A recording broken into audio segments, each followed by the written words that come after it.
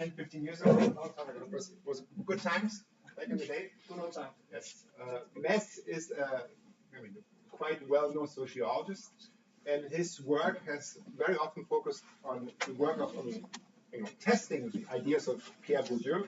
And as he just said himself before, he kind of has this love-hate relationship with Bourdieu. Where he just on one hand thinks, it's kind of crap. On the other hand, it's like brilliant, and he tries to test it. Well, he'll tell you himself.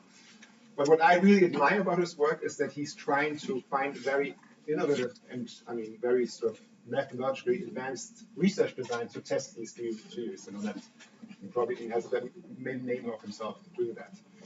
And today we have the pleasure to hear something about taste, highbrow, lowbrow cultures and so forth. So I'm really excited to meet it. So thank you, Master. Thank you. Yeah. Thanks for that. Very impressive. I'm excited. So so I studied taste. I studied social mobility for a long time, then I got bored. So taste, that's a bit more saucy. Everybody has opinions on taste. Taste is just a fun sociological topic. So the first thing I'm going to do, this is going to be sort of, what dimensions of distinction are important in contemporary society. So what actually gives you an edge in terms of affecting other people's perceptions of what sort of person you are? Is it having highbrow taste, like going to the opera, like fancy French food? Or is it like having diverse taste, that you can sort of traverse the entire spectrum of like an opera one day, like French hip hop the next day, being like more casual about it? And what kind of signals does that say? Right? Now the first thing I'm going to do is that normally I would have like a sophisticated technical solution, but I don't this time because a slider doesn't work on this setup. Now I'm going to present you in the next slide a presentation of a person called Peter. Right? I'm going to read the description of what Peter likes to do in his leisure time to you. And I want you to think of the first 3 words you think best describe Peter. Just draw from your brain and think about what you think best describes Peter. Right.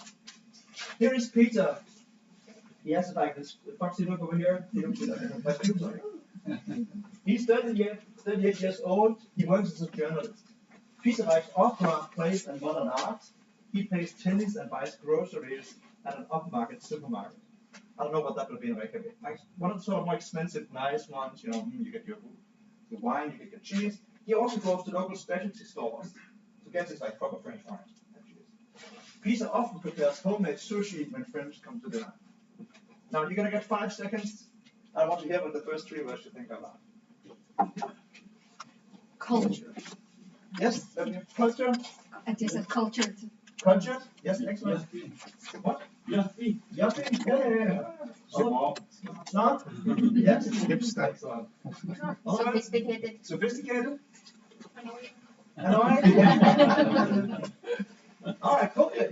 Fake. Fake? Yeah. Other words?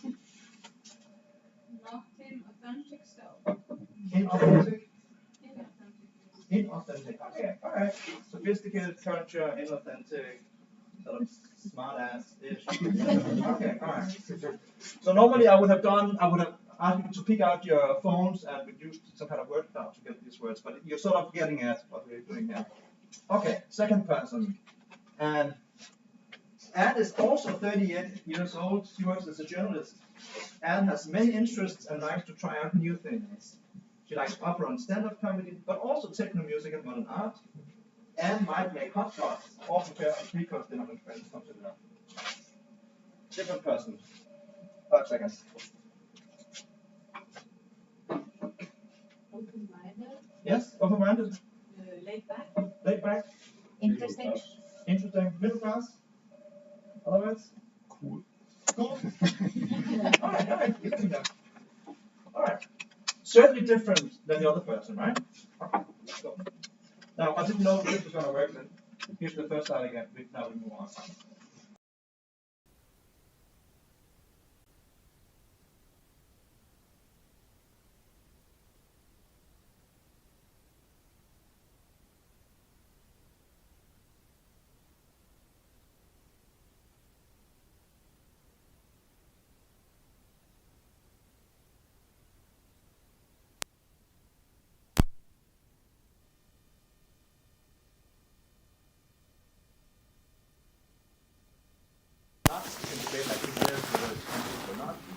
in which you use this familiarity with the legitimate culture to sort of affect other people's impressions of your status. That is where you belong in the social hierarchy. Oh, I like opera. Oh, you must be high class.